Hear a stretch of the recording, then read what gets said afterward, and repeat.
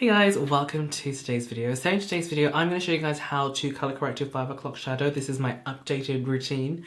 If you guys are new to the channel, hey, my name is Ken. I basically do beauty, lifestyle type videos. If you guys are interested in my content, I also vlog, by the way. If you guys are into that kind of stuff, I'd really appreciate it if you guys hit the subscribe button down below. And without further ado, let's get into the video. Okay, so how do you color correct a 5 o'clock shadow? Now, if you guys have clicked on this video, you have no idea what I'm talking about. It's basically for guys or girls that have like a dark cast here. For men, it's usually because we've got dark facial hair, which is what I have. As you guys can probably see it for me, it's got like this bluey green undertone. Like when the hair is out, it has more of a blue tone.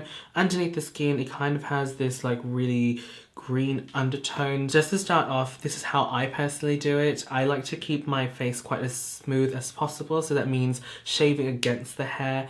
I find that that's the best way to get my skin quite smooth, and all I have to deal with is just color. I mean, it's not going to solve the problem throughout the day. It's only going to solve the texture issue for at least a couple of hours. So if you guys are going to be wearing it for a long period of time, expecting it to be smooth, it's not going to happen, unfortunately, because hair just grows. Okay, so I have washed my face, I have shaved, and as you guys can see, I think the bleeding has stopped.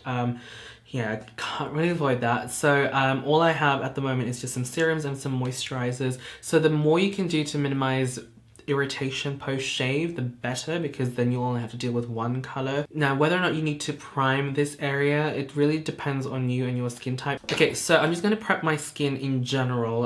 So this is the Too Faced Hangover Primer. I just like this one because it's quite nice and hydrating. So just take 2 pumps.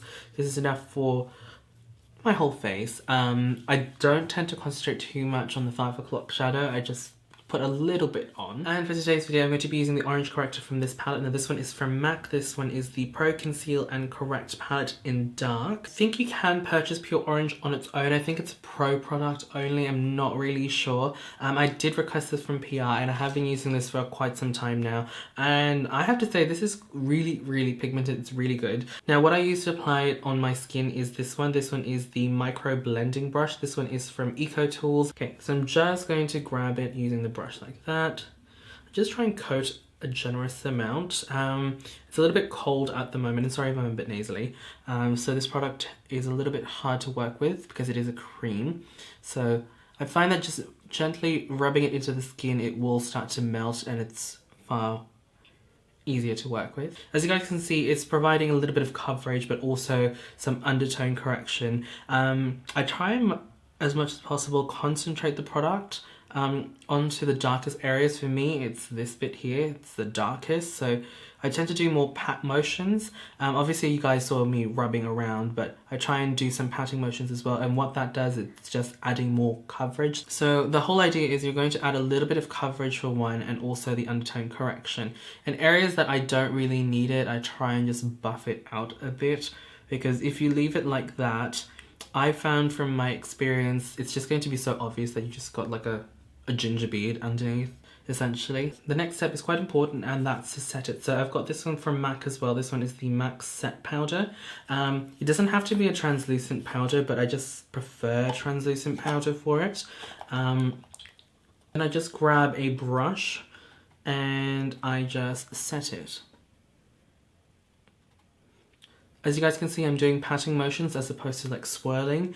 The reason being is you don't want to move it around. We just want it to stay in place, and the patting motions do that. Now the reason why we want to set that is we don't want it to mix in with the foundation. I have learned this the hard way, where my lower part of my face tends to look quite orangey because the foundation has ended up mixing in with the color corrector, and we don't want that. We want it to just stay there, stay in place, do its thing, just color correct, and then we're going to add coverage using the foundation. Alright, so for today's video, I'm going to be using the Kat Von D Lock-It Foundation. If you guys have been following me for quite some time, you guys know that I use a wide range of foundations. I just wanted to try this one out and show you guys in particular how to use it with a brush. I think with a sponge, putting your foundation on top of this is going to be quite easy, but I wanted to show you guys how to use it with a brush just in case you guys prefer brushes. So I'm using the Kat Von D number 10 brush.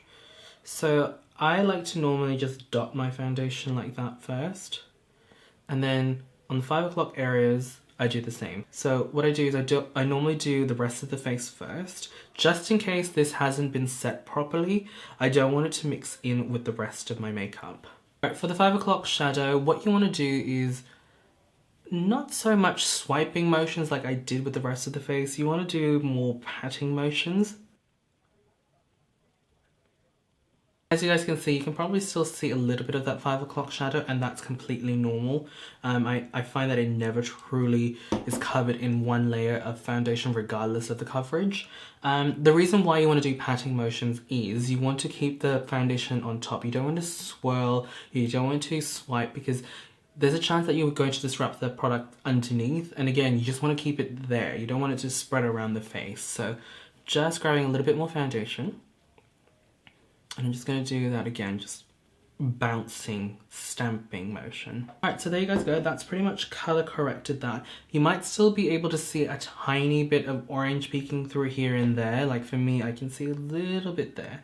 So you can just always bounce the brush again.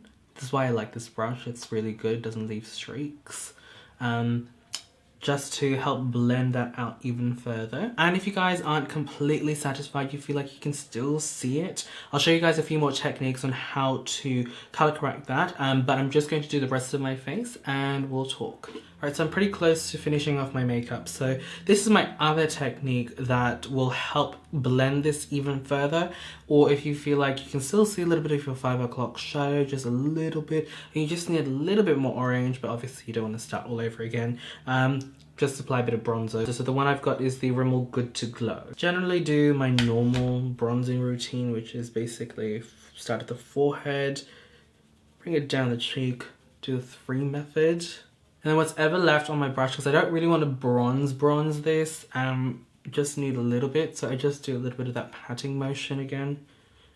And whatever's left on the brush is just on there, and I find that that's enough. So there you guys go, that is how I color correct my 5 o'clock shadows these days. So yeah, this has been my go-to. I find that this one, it works better on my skin tone, and I've just come to the conclusion I prefer cream color correction over liquid color correction on me. I don't know, I just like the formula and I feel like it works so much better on me. So yeah, if you guys have a very similar complexion to myself, or maybe a little bit darker, you guys can probably get away with using pure orange. I think if you're a little bit lighter than me, it might be harder for you to put the foundation on top, and you might not need an orange this deep. I just find with my complexion I need it to be this deep. But yeah, now we're going to talk about other things that I have used in the past to color correct. So back in the day, I had no idea that you could get actual color correcting products unless you go to like a pro store. So I just grabbed the closest thing I had to an orange sort of like color corrector, and that was MAC's Morange, which you can technically use, and I still use it every now and then. MAC's Morange, I don't know if you guys can see from this little side-by-side comparison, quite similar, like that orangey undertone, but this one's a little bit more red. And another alternative that I have in my collection I have used, which is also a lipstick, is by Color by TNB. And again, very sort of like similar undertone. Anything orange really, if you have this kind of like orangey tone in your collection, you can use as a 5 o'clock shadow color correction as well. The only problem with using the lipsticks is I find that they tend to move around more, they melt and they mold. So if you have fine lines around the mouth, they tend to sit there more. That's just my personal experience. Next is a concealer, and you guys have probably seen my color correction video trying this out. This is the LA Girl Pro HD concealer, and this one is just in orange corrector.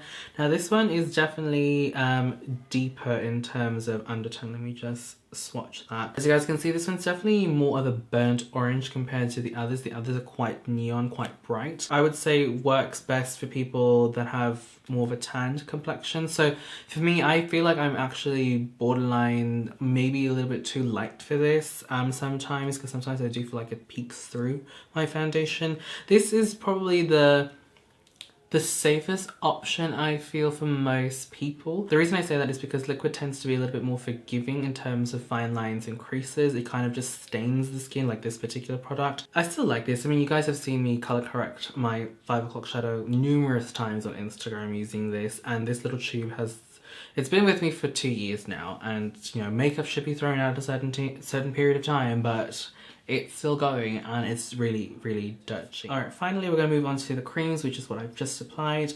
So the first cream product I ever used was from Ben Nye. It was actually called a color correcting corrector. And I think I used the shade number 2. It was like the second darkest one. And like I said, most of the time you could only really get color correcting products from pro makeup brands. But yeah, now, at least nowadays, we have more options to choose from. The one obviously I used is Pure Orange from MAC, and this is my preferred one simply because of the formula. One obviously provides the color correction that I need and also provides coverage. Now there is a there is a downside to using cream color correction, and I have done this many times. And it's not pretty. You can look quite cakey. It can crease, especially if you apply it a little bit more towards your laugh line, your marionette line. It's not pretty. You can obviously use your fingers to kind of like blend it back in, but obviously who wants to do that? Alright, but anyway guys, that is pretty much it from me. Thank you guys so much for watching. Don't forget to thumbs up the video if you guys enjoyed. Tell me down in the comment box down below, what do you guys use to colour correct your 5 o'clock shadow? Is there any technique that I should be aware of that can further help conceal this? Because my 5 o'clock shadow, I have to admit, is my biggest makeup insecurity, so I try my best to color correct that as much as possible. But anyway, if you guys like to see more of me, want to see a makeup tutorial on this, head over to my Instagram at MrKenDenis, and also check out my other page at Glam Boys. It's basically a makeup page dedicated to boys in makeup and beauty. But yeah, that's it. Thank you guys so much for watching. I'll catch you guys in the next video. Bye.